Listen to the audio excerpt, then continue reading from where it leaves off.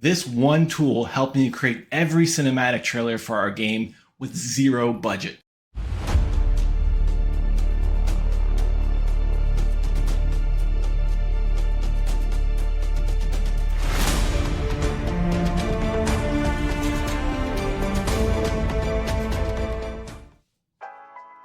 Hi, my name is Austin Riddick. I'm a founder of a project called BattleBrains, and this is a series called My Journey as a Web3 Founder. And today we're going to go over the second tool that we have in our arsenal that I've been using over the last 4 years to help me create my project, BattleBrains, and hopefully will help you create your project, whatever that may be. The goal of these videos really is to help you guys get started. I remember when I first started, on my journey as a founder 4 years ago, back in 2021, I was completely overwhelmed that I had no idea what to do or where to start. I had zero experience with almost any tool. And, I just wanted to get started. I had all these ideas in my head that I wanted to utilize, and I had no idea how to use them and where to go, right? So I eventually stumbled on some really good tools and was pointed in the right direction by somebody that I knew. And they told me one of the best tools for free video editing is VSDC. Now, some people might agree, some might disagree, but in my experience, I think it's a great tool. So this is actually the first video that I ever made for the BattleBrains project 3 years ago. Actually, the first video I ever animated myself. I had no idea what the hell I was doing, but I had a ton of fun and I learned a lot along the way. I'm going to play it for you guys in just a second, but after the video, I'm going to go through the step-by-step process that I used to create this and animate it in VSDC. Hope you enjoy.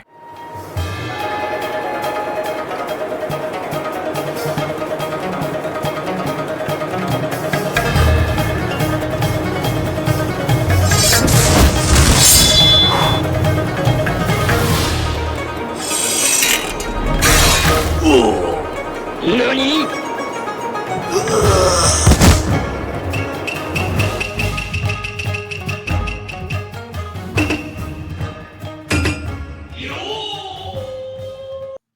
Now, I hope you enjoyed it. Like I said, I added a couple little extra effects to it. I kind of feel like I can do a little better now, maybe if I were to redo it again. But hey, first thing I did, almost kind of nostalgic to me at this point. But hopefully that gave you guys a good idea of just how powerful VSDC is as a tool.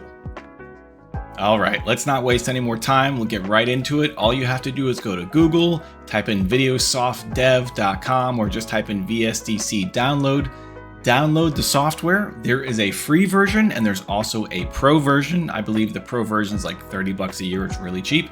It's just up to you. After you download it, and get right into it. So now that you're ready to get started, just take your images and drag them and drop them onto the timeline, which you'll see here. I put the background mountain scene, some characters, a tree, a tumbleweed, a couple of things I want to use.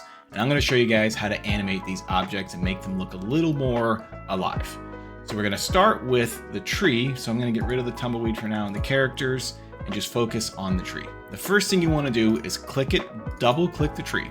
Now you're inside the tree's timeline.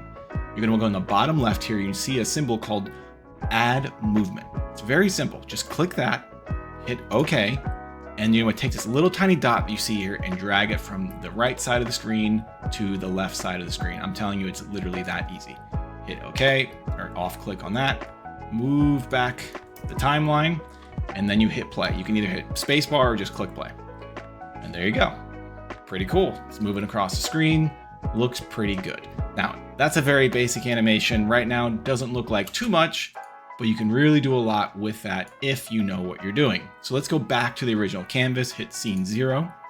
Let's go to the mountain scene. I'm going to double click that as well and go inside the timeline. Now, you take this and there's all these effects. If you right click the timeline, you see transforms, transparency, fade in, fade out. You can add TV glitching, all kinds of stuff. But for this video, we're just going to hit transform and then we're going to go to crop.